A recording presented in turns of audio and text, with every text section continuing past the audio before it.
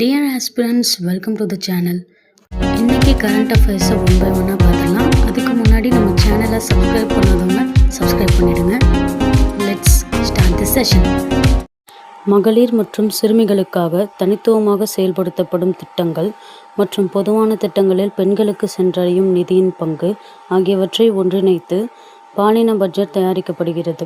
இந்த அறிக்கையின்படி 2026-27க்கான நிதியாண்டுக்கான ஒதுக்கீடு ரூபாய் 5 லட்சம் கோடியாக உயர்ந்துள்ளது.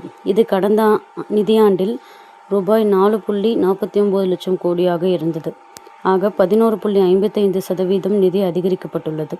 மத்திய பட்ஜெட்டில் பாலியட் பட்ஜெட்டின் பங்கு கடந்த முறை 8.86% இருந்தது. இது தற்போது 9.37% உயர்ந்துள்ளது.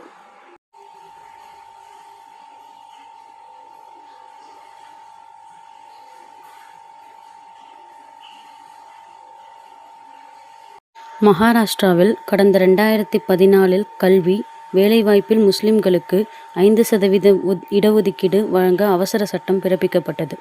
இந்த உத்தரவு மத அடிப்படையிலானது என மும்பை உயர்நீதிமன்றத்தில் வழக்கு தொடரப்பட்டது. உச்சநீதிமன்றம் விதித்துள்ள 50% இடஒதுக்கீடு உச்சவரம்பை மீறுவதாக உள்ளது என வாதிடப்பட்டது. இந்த வழக்கில் அவசர சட்டத்தை அமல்படுத்துவதை மும்பை உயர்நீதிமன்றம் நிறுத்தி வைத்தது. இந்நிலையில் மகாராஷ்டிராவில் 2014 தேர்தலுக்கு பிறகு பாஜக மற்றும் சிவசேனா கூட்டணி ஆட்சிக்கு வந்தது. இந்த அரசு அவசர சட்டத்தை பேரவையில் சட்டமாக நிறைவேற்றவில்லை.